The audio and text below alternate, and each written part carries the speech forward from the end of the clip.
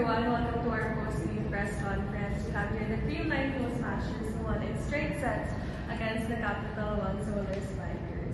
Coach, congratulations for this bounce-back victory. Ano masasabi mo sa performance ng team tonight?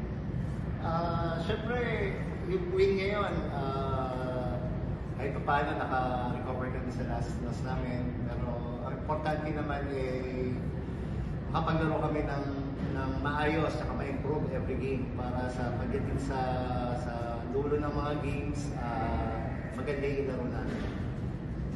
Thank you kami, nanalo kami ngayon. Thank you, Coach. And for Attila, yung bounce back victory ito, and it's quite a dominant win din against Capital One. What can you say about the whole team's performance? Well, definitely we had a lot of lapses then in today's game, but I think one thing na nire-remind sa amin ni Coach, we really have to stick to the system.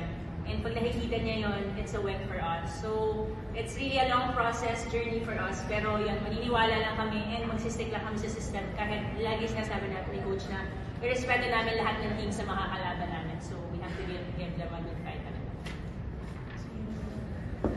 For Tots, you had 14 points today and also 60% attacking efficiency. So, it's a very good game for you. What can you say about your performance in the team's performance?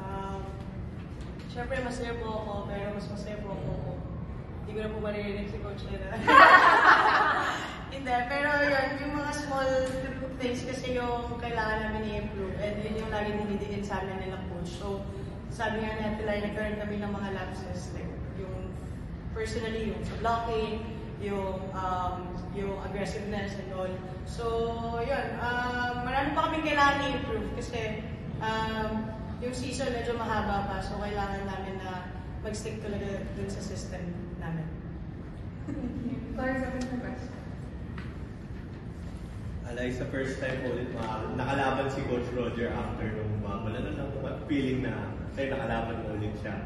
Alam mo, it's always nice to go up against your former coaches.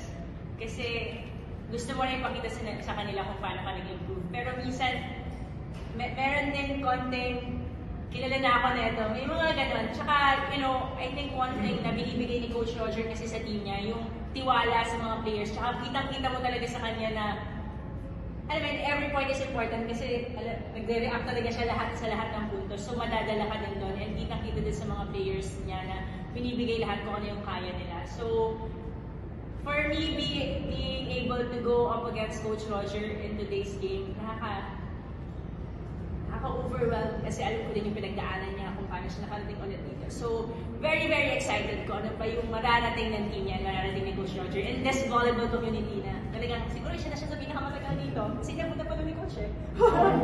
Pioneer San Sebastian. Yeah, so yeah. Coach, magpalakas at magpagaling pa. Coach, with our sporting line, ikaw yung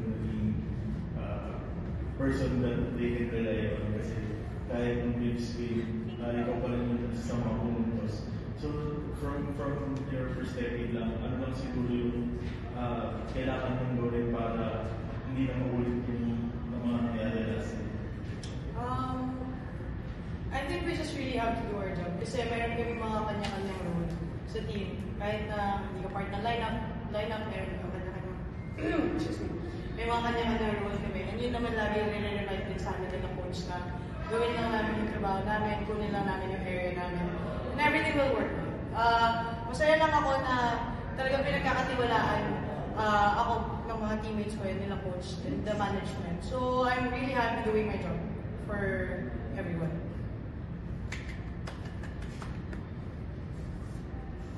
Siguro for both players na, nung na-experience yun na yung first loss niyo, parang gano'ng katagal or kabilis nyo lang, siguro di naman lang or like tiniking yung pagkatalo para kayo nakapag-restart and regroup for this game. Luckily, I think it went parang in such a nice way then na we had a break the day after. We had that time to recover and reflect on our own mistakes and pagkukulang sa team. And, in volleyball kasi, laging sinasabi sa amin din ng mga coaches, kahit sinong coaches, pag nagkamali ka ng isa, kailangan mo mag-move forward kasi yun din yung magdadala sa'yo, mag-bring down. So, hindi naman siya sa kinalimutan namin. talagang dinala namin yung sakit para makapag-improve kami talaga sa training. And luckily din, yung mga coaches namin talagang pupukpukin talaga kami. So, yun yung maganda sa team namin. And knowing them, sabi ko nga sa interview ko last time, sobrang quiet namin sa dugout, pero alam namin sa isa't isa, kilala namin yung isa't isa na grabe na yung tumatakbo sa isip namin, sa players, sa coaches, para ma-improve at ma-correct namin yung mistakes. So, siguro, hindi, hanggang ngayon, syempre, dala-dala namin. Kung hindi namin yung dadalhin, medyo wala kami natutunan. So, ano na, motivation namin yan in this conference. Sorry. Sorry.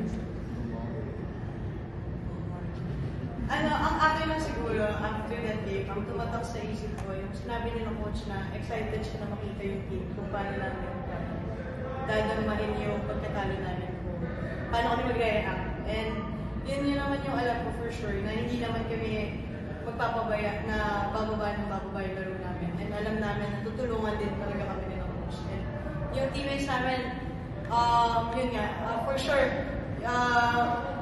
marami kami dinadagdag personally, pero at the end of the day, isipin namin kung ano yung makakabuti para sa team. So, yun, we really went back to training lang, and kinausap kami nila coach na, honestly, wala, tiniin lang ulit yung sistema, kasi medyo nawala nga kami during that day. So, yun, sila coach pa rin naman bahala sa amin.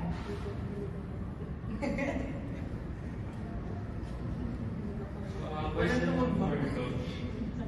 With this win, I know that Liza and Tots mentioned that there are still some lapses. Pero are you satisfied with this win now that you're back on the top of the leaderboard? Siyempre yung win, lagi naman sinasabi namin, pag dinalo ka, maging masaya ka, nag-improve ka. So, may rest kami tomorrow, so back to training muna kami for Signal. One game at a time, yun lang muna yung target namin talaga. So, yung panalo ngayon, kung bisigo naman kami, nanalo kami, maganda yung laro. So, naka-recover sa last game namin. So, balik muna kami, focus kami sa Signal.